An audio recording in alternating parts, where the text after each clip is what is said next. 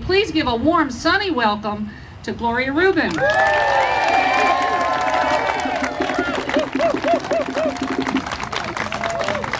Thank you. I'm going to take this off and get a little bit closer to you. Look, the sun is coming out.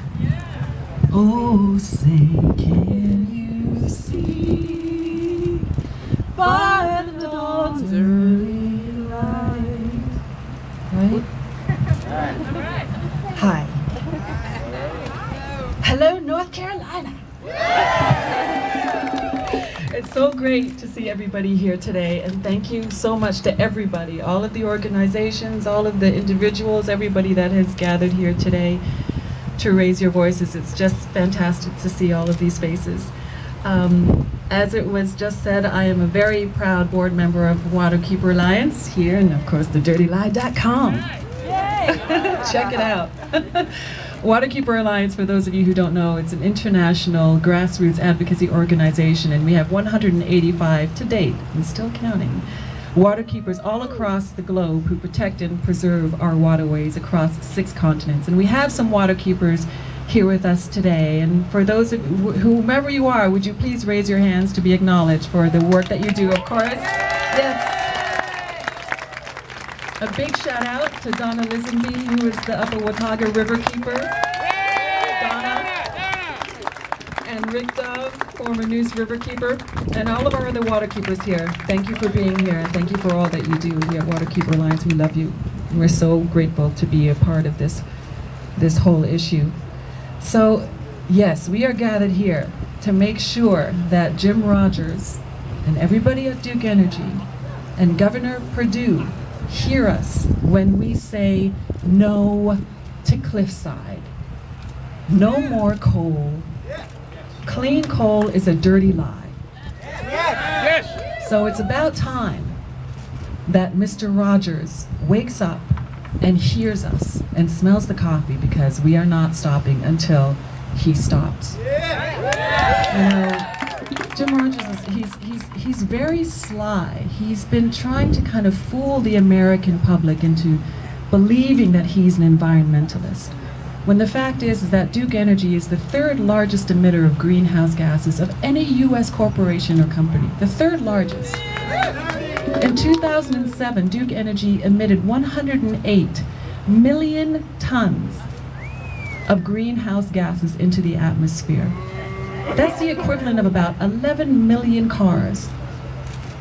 Duke Energy has sued the EPA trying to get rid of the Clean Air Interstate Rule, which the EPA estimates would generate about between $80 and $100 billion of health benefits by the year 2015. They don't want that rule around because they don't want to have to pay for the pollution that they have caused.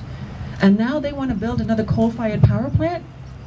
I mean, I'm sorry, does he think that he's fooling us? No. I don't think so.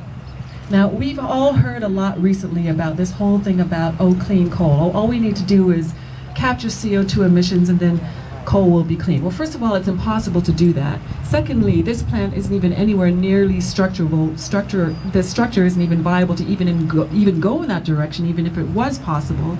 And you could capture all of the CO2 emissions that you want, and it is still not going to make coal clean. It would still not change the fact that the Appalachian Mountain Range is being decimated, obliterated. To this day, 470 mountaintops have been blasted apart so that these coal industries can get at the coal inside. And the debris from these beautiful mountaintops are just dumped into surrounding waterways, literally burying 1,200 miles so far of rivers and streams. They're buried, they're gone. Capture all the CO2 emissions you want, and it still isn't going to change the fact that mercury, 50 tons of mercury a year gets spewed into the air from coal-fired power plants, poisoning our waterways, poisoning our fish, poisoning us. For those of you in North Carolina who like to fish, or who know someone who likes to fish, in particular largemouth bass, be aware that largemouth bass here in the state of North Carolina is now on the statewide list of fish that are high in mercury levels because of these coal-fired power plants. We can't even eat the fish in our country anymore. 1 in 6 women of childbearing age in this country have high levels of mercury in their bloodstream, which means that their babies are more susceptible to permanent IQ loss, neurological damages, developmental disorders, all because of coal-fired power plants. And one of the things that disturbs me the most about this whole industry, aside on top of the things that I have just mentioned, is the sludge, is the waste product that comes from burning coal. This toxic sludge is just dumped into these unlined and unregulated lagoons that seep mercury, arsenic, selenium, lead into the groundwater. Now, we all know, and I know that plenty of you here know all too well about what happened just 300 miles from here in Tennessee a few months ago, when one of those lagoons spilled 1 billion gallons of this toxic sludge over 300 acres. Now that's the equivalent of a foot of this sludge covering 3,000 acres. And there are 1,300 of these lagoons all across America. 1,300. It's just astounding to me. Please tell me how any of this equals clean. Does not exist. Amen. Now, I think that I'm very hopeful. I think that the American public are we're waking up and we're beginning to realize, no matter what Jim Rogers may say, we're beginning to realize the truth about the coal industry and how it is wreaking havoc on our communities, on our environment, on our economy, and on our health. And I am so proud to be here today with all of you who are doing everything that you are doing to make sure that your communities are educated and informed about this issue, and how you urge them to take action against this industry. I think it's one of the great things that makes America so fantastic and just so unique and beautiful. You know, I'm from Canada. I was born in Toronto, but I've lived in the United States for about 20 years now with my green card. And just 2 weeks ago, I took this citizenship test. So, in about 2 weeks from now, I'm going to be sworn in as a citizen of the United States. And you know what?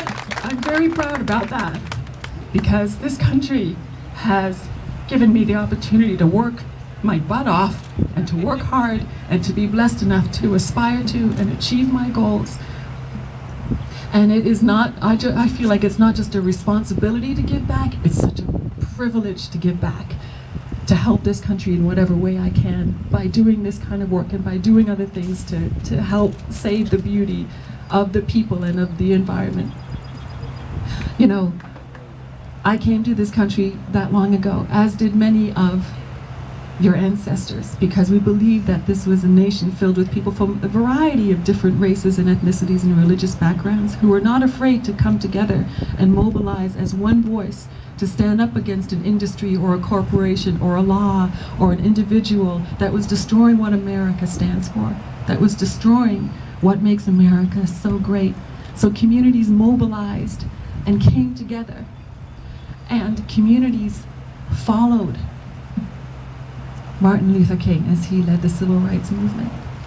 And communities came together and followed Robert F. Kennedy as he fought tirelessly for human rights.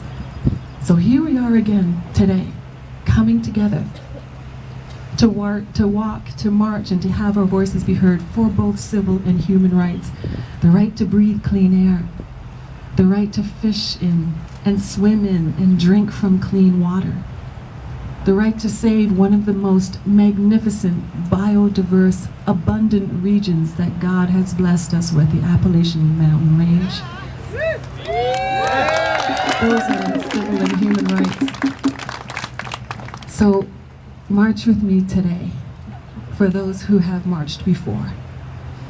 And raise our voices. Let's raise our voices for those of us here today, and for those in the future, and for all citizens of this planet, as we say, no more coal.